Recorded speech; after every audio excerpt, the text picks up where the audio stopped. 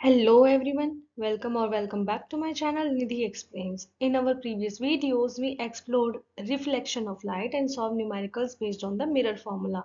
And now we are moving one step further into the world of optics, the fascinating concept of refraction. So let's dive right in. इसे समझने के लिए we will consider an example जिसमें हमने एक glass में एक pencil को रखा है। अभी ग्लास एम्प्टी है, खाली है, तो अभी जो पेंसिल है वो हमें बिल्कुल स्ट्रेट दिखाई देती है।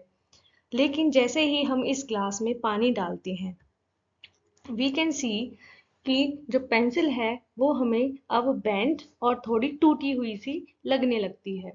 लेकिन असल में पेंसिल तो स्ट्रेट ही है, बस हमें ऐसी दिख रही है। ये हो रहा है रिफ्रैक्शन ऑफ लाइट की वजह से, जिसमें लाइट एक मीडियम से दूसरे मीडियम में जाते वक्त बेंड होती है, मुड़ जाती है। और इसी टॉपिक को हम डिटेल में इस वीडियो में समझने वाले हैं। रिफ्रैक्शन को अच्छे से समझने के लिए हम शुरुआत करते हैं इसकी डेफिनेशन से। It says refraction is the change in direction of light when it passes from one medium to another obliquely, or basically it is the bending of light when it travels from one medium to another obliquely caused due to change in speed of light। मतलब light की direction में change आना जब वह एक medium से दूसरे medium में जाती है, या बोलें कि लाइट का मुड़ जाना जब वह एक मीडियम से दूसरे मीडियम में तिरछा होकर, मतलब कोई एंगल बनाते हुए जो 90 डिग्री ना हो जाती है, तो वह मुड़ जाती है। इसका कारण है लाइट की स्पीड में बदलाव होना, क्योंकि लाइट हर मीडियम में अलग स्पीड से चलती है। जैसे कि इस पिक्चर में हम देख सकते हैं कि एयर एक मीडियम है, ग्लास एक अलग मीडियम है। मीडियम क्या होता है? ऐसा माध्यम, ऐसा सब्सटेंस या मटेरियल जिसमें लाइट ट्रेवल कर सकती है। तो जैसे कि एयर एक मीडियम हुआ, ग्लास एक मीडियम हुआ। अब हम यहाँ पर देखते हैं कि जब लाइट एयर में होती है तब वह स्ट्रेट मूव कर रही होती है, लेकिन जैसे ही दो मीडियम के बीच में बाउंड्री पर वो टकराती है तो वह थोड़ी सी मुड़ जाती है, और इसी मुड़ने को रिफ्रैक्शन बोलते हैं। क्योंकि लाइट की स्पीड एयर में अलग है और ग्लास में अलग है, इसलिए लाइट इस तरह से बाउंड्री पर मुड़ जाती है। इसी को रिफ्रैक्शन बोलते हैं। कॉज ऑफ रिफ्रैक्शन, क्यों लाइट एक मीडियम से दूसरे मीडियम में जाने पर मुड़ जाती है, ये समझने के लिए हमें जानना होगा कि लाइट हर मीडियम में सेम स्पीड से नहीं चलती। मतलब मीडियम बदलने से लाइट की स्पीड भी बदल जाती है। फॉर एग्जाम्पल, वैक्यूम या एयर में लाइट की स्पीड फास्टेस्ट रहती है, वाटर में स्लो हो जाती है, और ग्लास में तो और भी ज्यादा स्लो हो जाती है। तो मतलब हम कह सकते हैं कि the cause of refraction is the change in the speed of light when it passes from one medium to another of different optical density. Light की एक मीडियम से दूसरे मीडियम में जाने पर जिनकी ऑप्टिकल डेंसिटी अलग अलग हो, तो लाइट की स्पीड बदल जाती है, और इसी वजह से हमें लाइट की बेंडिंग देखने को मिलती है। इसी को रिफ्रैक्शन बोलते हैं। लाइट के लिए दो तरह के ऑप्टिकल डेंसिटी वाले मीडियम्स होते हैं, एक ऑप्टिकली रेयरर मीडियम और दूसरा optically denser medium. Optically rarer medium वो होते हैं जिनमें लाइट की स्पीड इंक्रीज हो जाती है, वहीं ऑप्टिकली डेंसर मीडियम वो होते हैं जिनमें लाइट की स्पीड डिक्रीज हो जाती है। So when light enters a denser और rarer medium obliquely, its speed changes, which makes the light bend at the boundary between the two media। या फिर हम कहें कि लाइट की स्पीड जो है डेंसर मीडियम में डिक्रीज हो जाती है और रेयरर मीडियम में इंक्रीज हो जाती है। कंडीशंस फॉर रिफ्रैक्शन, रिफ्रैक्शन के होने के लिए सर्टेन कंडीशन सेटिस्फाई होने चाहिए, अदरवाइज रिफ्रैक्शन नहीं होता। पहली कंडीशन है two different transparent media must be present, दो अलग अलग मीडिया प्रेजेंट होने चाहिए। For example, air and water, air and glass, और water and glass. Second condition is difference in optical density, दोनों मीडिया की रिफ्रैक्टिव इंडेक्स भी अलग अलग होने चाहिए। अगर उनके रिफ्रैक्टिव इंडेक्स इक्वल होंगे तो लाइट बिना डेविएट हुए ही पास करेगी एक मीडियम से दूसरे मीडियम में, और रिफ्रैक्शन नहीं होगा। And the third condition is oblique incidence at the boundary, मतलब जो लाइट है वो एक मीडियम से दूसरे मीडियम पर 90 डिग्री के अलावा दूसरे कोई एंगल बनाते हुए स्ट्राइक करे। अगर वह 90 डिग्री का एंगल बनाते हुए दूसरे मीडियम के सरफेस पर जाकर स्ट्राइक करती है, तो वो बिना बेंड हुए पास करती है, क्योंकि उसकी स्पीड ऑफ लाइट चेंज ही नहीं होती। और रिफ्रैक्शन के लिए लिए स्पीड ऑफ लाइट का बदलना जरूरी है। अगर 90 डिग्री का एंगल बनाते हुए लाइट एक मीडियम से दूसरे मीडियम पर जाकर स्ट्राइक करती है तो वो दूसरे मीडियम में से बिना स्पीड बदले ही पास करती है और बेंडिंग नहीं होती। तो इसीलिए 90 डिग्री के अलावा दूसरे एंगल्स पर ऑब्लिक इंसिडेंस होती है अगर लाइट, तभी हमें बेंडिंग देखने के लिए मिलती है, मतलब तभी स्पीड ऑफ लाइट बदलती है। So we can say that refraction occurs when a ray of light passes obliquely from one transparent medium to another of different refractive indices. For example यहाँ पर इस तस्वीर में हम देख सकते हैं, इस इमेज में हमने स्केल को रखाया है अभी ग्लास में। वह हमें स्ट्रेट दिखाई दे रहा है क्योंकि अभी जो स्केल है वो एयर में है, उसके लिए जो मीडियम है वो एयर है। लेकिन जैसे ही उस स्केल को आधा पानी में रखा जाता है और आधा एयर में रखा जाता है, तभी हमें रिफ्रैक्शन मतलब स्केल की बेंडिंग हम देखने के लिए ऑब्जर्व करने के लिए हम ने देखा कि हमें दो अलग मीडियम चाहिए थे, पहला एयर दूसरा वाटर। तो इसीलिए हम कह सकते हैं कि लाइट की बेंडिंग, लाइट का रिफ्लेक्शन होने के लिए दो अलग मीडियम्स प्रेजेंट होने चाहिए, दोनों के रिफ्लेक्टिव इंडेक्सेस अलग अलग होने चाहिए, और लाइट जो है वो एक मीडियम से दूसरे मीडियम पर स्ट्राइक जो जब करे तो एंगल 90 डिग्री ना हो। नो रिफ्रैक्शन केसेस मतलब ऐसे केसेस जिनमें रिफ्रैक्शन नहीं होता। तो रिफ्रैक्शन ना होने के लिए जो कंडीशंस हमें रिफ्रैक्शन के होने के लिए चाहिए थी, अगर वो प्रेजेंट ना हो तो हमें रिफ्रैक्शन देखने के लिए नहीं मिलेगा। तो पहली कंडीशन है सेम मीडियम थ्रू आउट। अगर हम सिर्फ एक मीडियम ले लेते हैं तो बाउंड्री नहीं होगी, और बाउंड्री नहीं होगी तो रिफ्रैक्शन नहीं होगा, क्योंकि रिफ्रैक्शन होता कहाँ है, बाउंड्री पर होता है, क्योंकि बाउंड्री पर ही लाइट बेंड करती है। अगर बाउंड्री ही ना हो, मीडियम ही सेम हो, तो रिफ्रैक्शन नहीं होगा। If light travels in a single medium there is no boundary and hence no refraction takes place. And second condition is equal refractive indices. अगर दोनों मीडियम का रिफ्रैक्टिव इंडेक्स सेम हो तो light की स्पीड बदलेगी नहीं और हमें बेंडिंग देखने के लिए नहीं मिलेगी। And the third case is normal incidence. अगर लाइट दूसरे मीडियम पर 90 डिग्री का एंगल बनाते हुए स्ट्राइक करेगी तो वो बिना डेविएट हुए पास करेगी, मतलब लाइट की स्पीड चेंज नहीं होगी, और लाइट की स्पीड चेंज नहीं होगी तो बेंडिंग नहीं होगी, मतलब रिफ्रैक्शन नहीं होगा।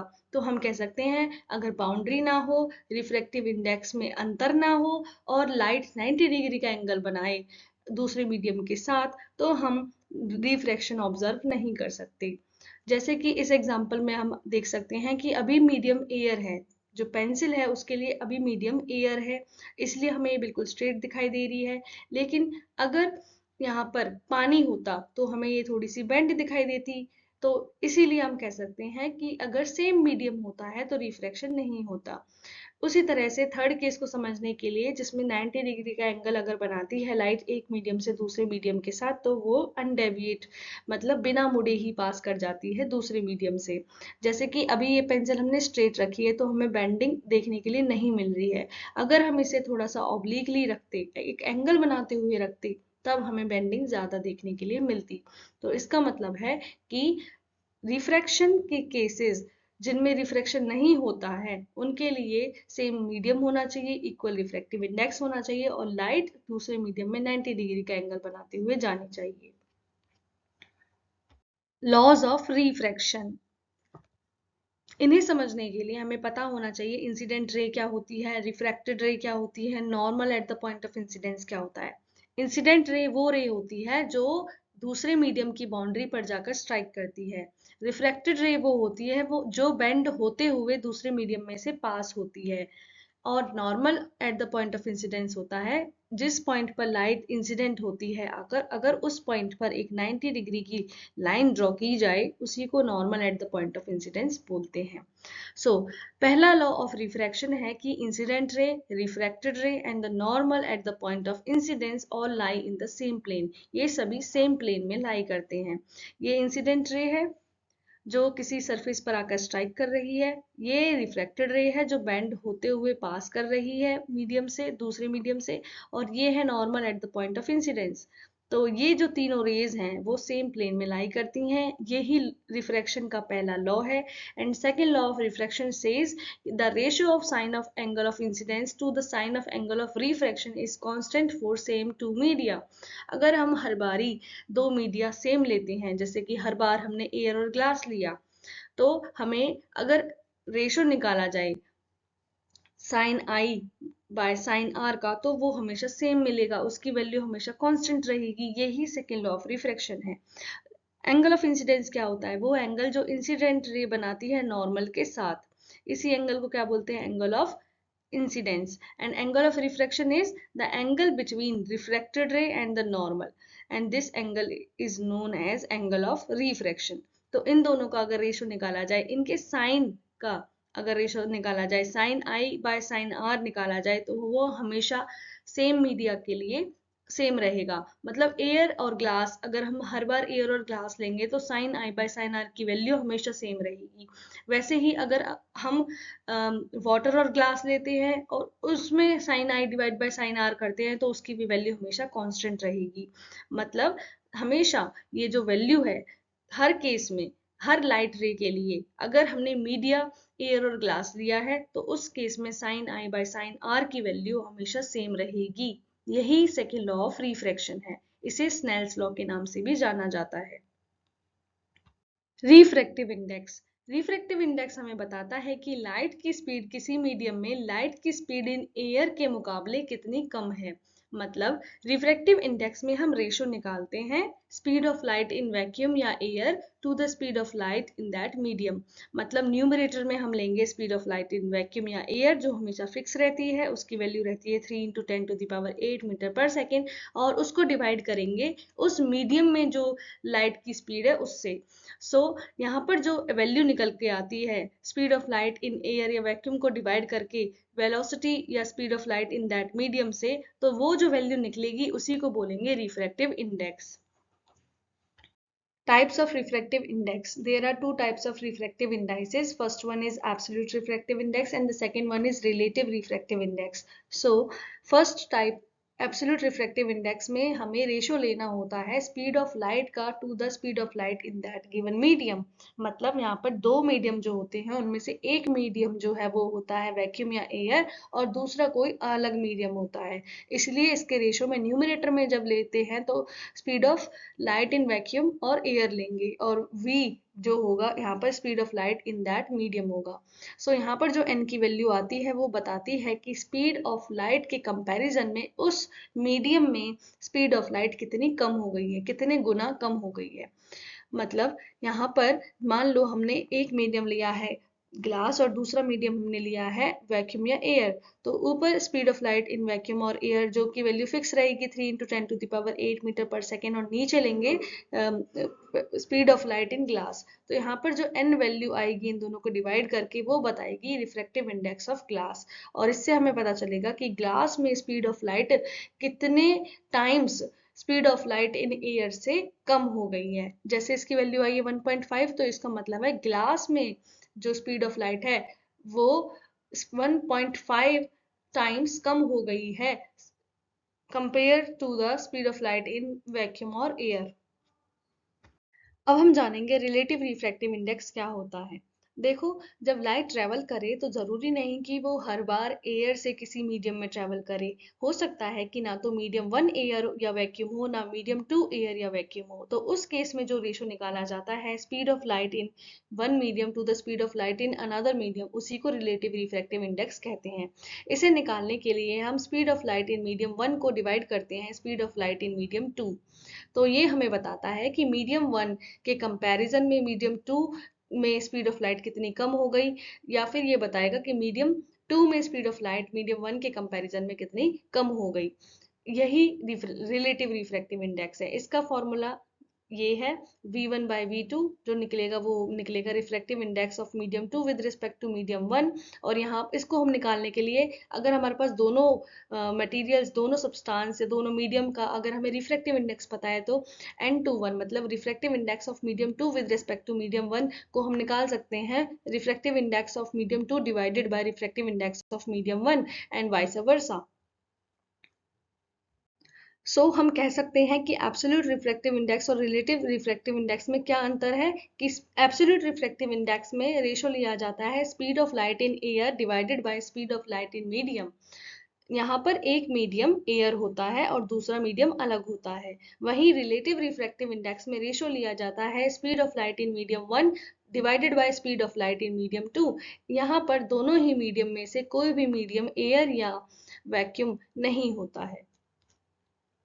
Now let us discuss about the physical meaning and importance of refractive index। जैसे कि हमें पता है कि refractive index हमें बताता है कि किसी मीडियम में स्पीड ऑफ लाइट कितना कम हो जाती है एज कंपेयर्ड टू वैक्यूम, या ये कहें कि रिफ्रैक्टिव इंडेक्स हमें बताता है कि किसी मीडियम में लाइट कितना स्लो ट्रेवल करती है वैक्यूम के या एयर के कंपैरिजन में।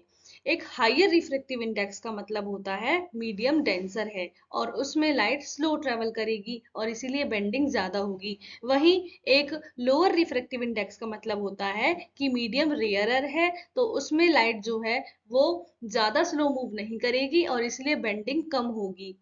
इसीलिए हम बोल सकते हैं कि रिफ्रैक्टिव इंडेक्स जो है वो वेवलेंथ पर डिपेंड करता है, क्योंकि स्पीड जो है वो भी वेवलेंथ पर डिपेंड करती है।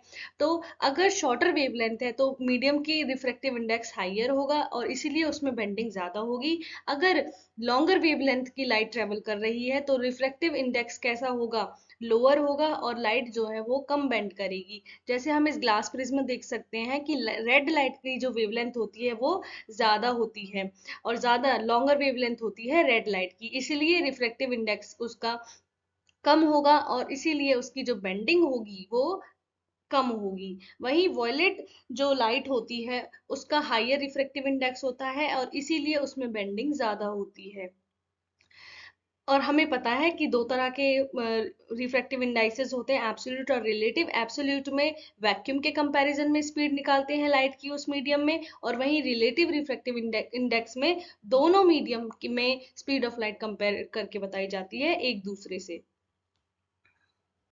Calculation of refractive index from angles. देखो, इससे पहले जब हमने रिफ्रैक्टिव इंडेक्स कैलकुलेट किया था तो उसमें हम रेशो ले रहे थे speed of light in medium one to the speed of light in medium two. लेकिन जरूरी नहीं है कि रिफ्रैक्टिव इंडेक्स निकालने के लिए रेशो जो लिया जाए वो स्पीड्स का लिया जाए। हम एंगल्स का भी रेशो निकालकर रिफ्रैक्टिव इंडेक्स निकाल सकते हैं। उसके लिए हमें एंगल ऑफ इंसिडेंस और एंगल ऑफ रिफ्रैक्शन चाहिए और उन दोनों का जो रेशो निकलेगा वो निकालकर हम रिफ्रैक्टिव इंडेक्स निकाल सकते हैं। उसके लिए जो इक्वेशन बनती है वो बनती है n1 sin i is equals to n2 sin r। यहाँ पर sin i जो है वो साइन ऑफ इंसिडेंस एंगल है and sin r is sine of refractive angle. अगर साइन i डिवाइड किया जाए साइन r से तो हमें मिलता है n2 बाय n1, मतलब ratio of refractive index of medium two to the refractive index of medium one. और इस फॉर्मूला से हम रिफ्रैक्टिव इंडेक्स कैलकुलेट कर सकते हैं। इन चारों वैल्यूज में से अगर हमें कोई भी तीन वैल्यूज पता है तो एक अननोन वैल्यूज हम निकाल सकते हैं इस इक्वेशन को सॉल्व करके। Here comes the important topic of this chapter, that is refraction through a glass slab। Exam point of view से ये जो टॉपिक है काफ़ी इंपॉर्टेंट है और इससे रिलेटेड अगर क्वेश्चन एग्जाम में आता है तो सबसे पहले आप रिफ्रैक्शन को डिफाइन करेंगे। Refraction is the bending of light when it passes from one medium to another of different optical density due to change in speed of light. फिर आप ग्लास स्लैब सेटअप को एक्सप्लेन करेंगे। As we know a rectangular glass slab has parallel faces, so when a ray of light passes through it it undergoes two refractions. मतलब जब किसी light को एक glass slab के थ्रू पास किया जाएगा तो दो बार रिफ्रैक्शन होगा। फर्स्ट केस में तो लाइट जो है वो एयर टू ग्लास जाएगी, मतलब रेयर टू डेंसर मीडियम जाएगी, और सेकंड केस में ग्लास टू एयर जाएगी तो डेंसर टू रेयर मीडियम होगा। जैसे कि यहाँ पर हमने ग्लास स्लैब लिया है और इसके ऊपर हमने एक लेजर लाइट को स्ट्राइक कराया है। तो पहले जो लाइट है वो एयर में होती है और फिर वो स्ट्राइक करके ग्लास में जाती है। तो ये जो केस बनेगा वो होगा एयर टू ग्लास, मतलब rare medium to denser medium. और जो दूसरा केस होगा उसमें ग्लास में से ट्रेवल करती हुई लाइट फिर से एयर में आ जाएगी। तो यहाँ पर जो केस बनेगा वो बनेगा ग्लास टू एयर, मतलब डेंसर टू रेयर मीडियम। यहाँ पर लाइट जो है वो दो बार रिफ्रैक्ट करेगी। तो इसलिए ग्लास स्लैब के सेटअप में हम दो बार रिफ्रैक्शन पढ़ेंगे, पहले केस में एयर टू ग्लास और दूसरे केस में glass to air. Refraction through a glass slab को एक्सप्लेन करने के लिए हम ड्रॉ करेंगे एक डायग्राम। इस डायग्राम में मीडियम 1 होगी एयर एंड मीडियम 2 होगा glass. As we know air एक रेयरर मीडियम है और ग्लास एक डेंसर मीडियम है। सो वो रे ऑफ लाइट जो किसी सरफेस पर जाके स्ट्राइक करती है उसे बोलते हैं इंसिडेंट रे। जो रिफ्रैक्टेड होते हुए किसी मीडियम से पास करेगी वो होगी रिफ्रैक्टेड रे, और जो बाहर आ जाएगी रिफ्रैक्शन होने के बाद उसे बोलेंगे इमर्जेंट रे। So in this diagram, PQ acts as incident ray, QR is refracted ray and RS is emergent ray. और एज वी नो कि किसी पॉइंट ऑफ इंसिडेंस पर 90 डिग्री वाली जो लाइन होती है जो स्लैब के साथ 90 डिग्री का एंगल बनाती है उसे बोलते हैं normal. So the angle between incident ray and the normal is called as angle of incidence and the angle between refracted ray and the normal is called as angle of refraction, and the angle between normal and the emergent ray is called as angle of emergence. सो यही सारी चीजों को यहाँ पर explain किया गया है। और उसके अगर ये ग्लास स्लैब ना होती तो ये जो लाइट है जो पी क्यू रे है वो सीधा ट्रेवल करती। अगर ये ग्लास स्लैब ना होता इसका जो पाथ होता वो सीधा होता, बट ग्लास स्लैब होने की वजह से और क्योंकि ग्लास एक डेंसर मीडियम है तो ये जो रे ऑफ लाइट है ये टुवर्ड्स द नॉर्मल बेंड हो गई है, नॉर्मल की तरफ थोड़ी सी बेंड हो गई है, इसीलिए इसका थोड़ा जो रास्ता है वो एक्चुअल पाथ जो है वो अब सीधा नहीं है। और ये जब निकलेगी तो इमर्जेंट रे जो होगी वो इसके जो पाथ होना चाहिए था पर है नहीं उसके पैरेलल होगी, और इनमें जो दूरी होगी इसके जो पाथ होना चाहिए था बट जो है इन दोनों में जो डिफरेंस है इन दोनों के बीच में जितना डिस्टेंस है उसे बोलेंगे lateral displacement. Now we study refraction from rarer to denser medium. यहाँ पर एयर जो है वो as a rarer medium act कर रही है एंड ग्लास जो है वो डेंसर मीडियम है। सो जब कभी लाइट किसी रेयरर मीडियम से डेंसर मीडियम में जाती है तो वो टुवर्ड्स द नॉर्मल बेंड हो जाती है। क्यों? क्योंकि उसकी स्पीड जो है वो डेंसर मीडियम में आकर कम हो जाती है और इसीलिए वो जो लाइट होती है वो टुवर्ड्स द नॉर्मल बेंड हो जाती है। टुवर्ड्स द नॉर्मल बेंड इसलिए होती है क्योंकि जो एंगल होता है वो एंगल ऑफ रिफ्रैक्शन जो होता है वो होता है नॉर्मल और रिफ्रैक्टेड रे के बीच में, तो उसे छोटा एंगल को छोटा करने के लिए वो टुवर्ड्स द नॉर्मल बेंड हो जाती है। और होता इसलिए है क्योंकि स्पीड ऑफ लाइट जो है वो ग्लास में कम होती है और एयर में ज्यादा होती है। तो पहले जब लाइट एयर में थी तो उसकी स्पीड ज्यादा थी, जैसे ही वो ग्लास में आती है तो उसकी स्पीड अचानक से कम हो जाती है और जिसकी वजह से वो टुवर्ड्स द नॉर्मल बेंड हो जाती है। यही है केस नंबर 1 जिसमें हमने रिफ्रैक्शन पढ़ा एयर टू ग्लास। यहाँ पर जो एंगल ऑफ इंसिडेंस होगा वो हमेशा एंगल ऑफ रिफ्रैक्शन से ज्यादा होगा। डेंसर मीडियम में एंगल छोटा होता है और रेयरर मीडियम में एंगल बड़ा होता है, तो एंगल ऑफ इंसिडेंस यहाँ पर बड़ा होगा एंगल ऑफ रिफ्रैक्शन से।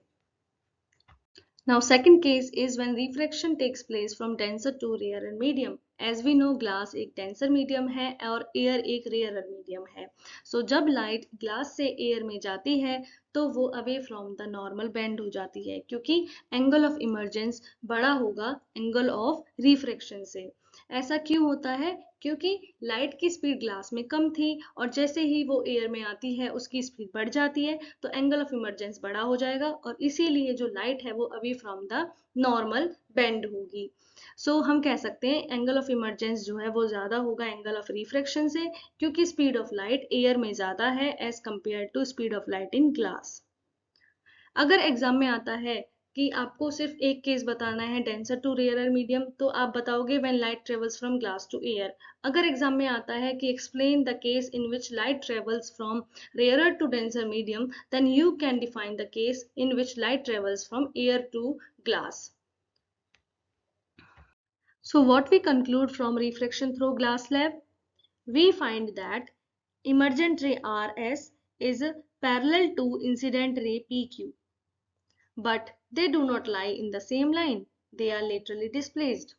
मतलब अगर यहाँ ग्लास ना होता पी क्यू रे का जो पाथ होता वो स्ट्रेट होता, उस टाइम वो होती पी एल, लेकिन रिफ्रैक्शन होने की वजह से अब जो इमर्जेंट रे निकली है आर एस वो पैरेलल है इंसिडेंट रे पी क्यू की पाथ के।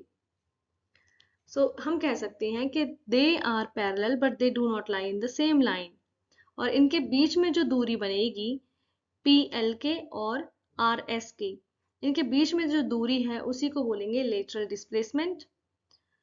इसीलिए बोलेंगे कि RS इमर्जेंट रे जो है वो लेटरली डिस्प्लेस्ड है इंसिडेंट रे PQ के। और हम देखते हैं कि जब लाइट एयर टू ग्लास मतलब रेयरर से डेंसर मीडियम में जाती है तो वो टुवार्ड्स द नॉर्मल बेंड हो जाती है। वहीं जब लाइट ग्लास से एयर में जाती है मतलब डेंसर से रेयरर मीडियम में जाती है वो away from the normal bend हो जाती है। So these are the important results of refraction through glass slab. Lateral displacement का होना, ग्लास का टुवर्ड्स द नॉर्मल बेंड हो जाना जब लाइट एयर टू ग्लास में जाती है, और लाइट का away from the normal bend हो जाना जब लाइट ग्लास से एयर में जाती है। We also observe laws of refraction when light is reflected through a glass slab, as the incident ray, the refracted ray, and the normal all lie in the same plane, and the emergent ray is parallel to the incident ray because opposite sides of the slab are parallel. Emergent ray RS is parallel to incident ray PQ because as we know किसी भी rectangular slab के opposite faces कैसे होते हैं parallel. So when light is refracted through a glass slab, so we find that incident ray जो होती है वो parallel होती है emergent ray RS की।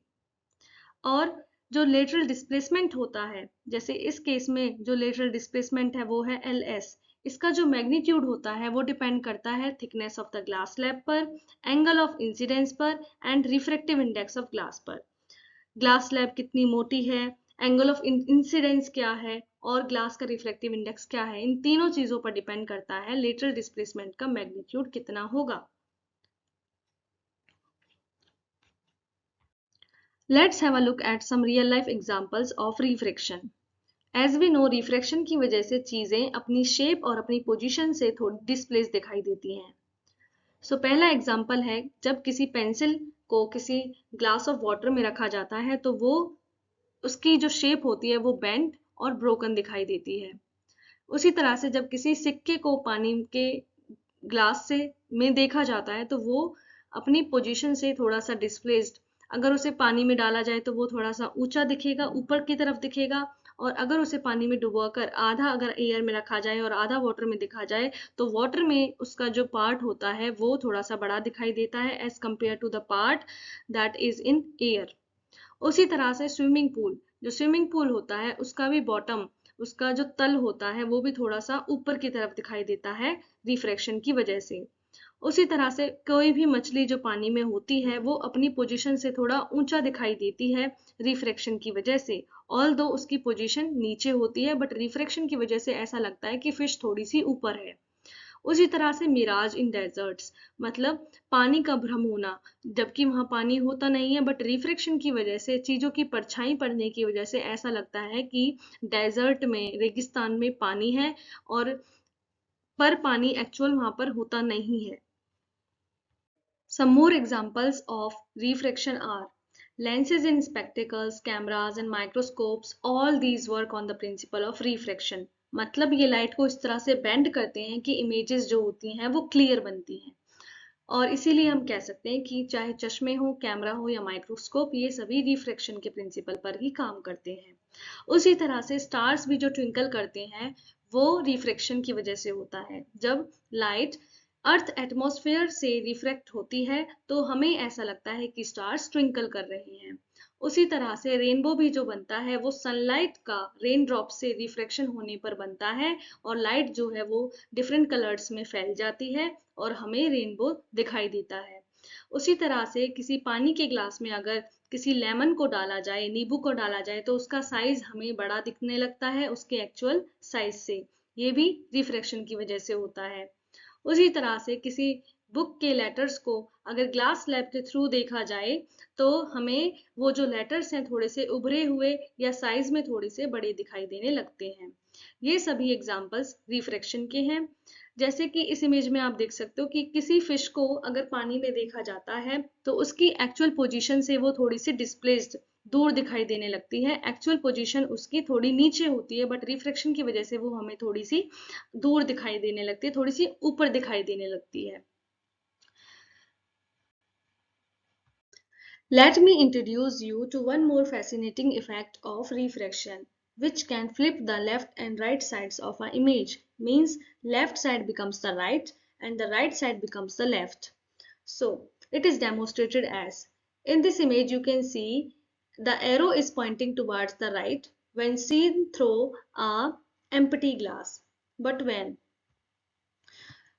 water is filled in the glass, you will find that the arrow flips, means the right now becomes the left and the direction of the arrow is flipped. So this effect is produced because of refraction. When light is refracted multiple times from a glass of water, then the arrow looks flipped, means the right side of the arrow becomes its left and the left side of the arrow becomes right when seen through a glass filled with water. Isn't it amazing?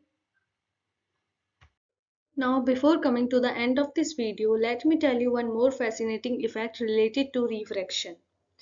Just imagine that आप किसी रेगिस्तान में चल रहे हैं और आपको बहुत तेज प्यास लग रही है। दूर कहीं आपको पानी दिखाई देता है। जैसे ही आप उस पानी की तरफ जाते हैं, वह गायब हो जाता है। इसे बोलते हैं मिराज इफेक्ट। यह मिराज इफेक्ट रिफ्रैक्शन से ही प्रोड्यूस होता है। होता क्या है कि रेगिस्तान में रेत बहुत गर्म होती है। उस रेत के ऊपर वाली जो एयर होती है वो ज़्यादा वार्म होती है, ज़्यादा गर्म होती है। वहीं ऊपर वाले लेयर्स में जो एयर होती है वो उतनी गर्म नहीं होती। होता क्या है कि जब लाइट इन लेयर्स में से पास होकर जाती है तो वो बेंड हो जाती है, क्योंकि कुछ लेयर्स में एयर जो है वो ठंडी होती है as compared to the layers closer to the warm sand of the desert. So refraction takes place as bending of light occurs. So इसी की वजह से जो आसमान होता है, स्काई का रिफ्लेक्शन पड़ता है जमीन पर, रेत में हमें क्या दिखाई देता है? आसमान का रिफ्लेक्शन, पेड़ों का रिफ्लेक्शन, और दूर से ऐसा लगता है मानो वहां पानी है, लेकिन वहां पानी नहीं होता। इसी को मिराज इफेक्ट बोलते हैं। ये एक तरह का इल्यूजन है या भ्रम है जो बेंडिंग ऑफ लाइट की वजह से प्रोड्यूस होता है। So this is all in this video. In next videos we will be discussing refraction through lenses, power of lens and other things. So that's it for this video. If you like this video, please do like, share and subscribe. Thanks for watching this video.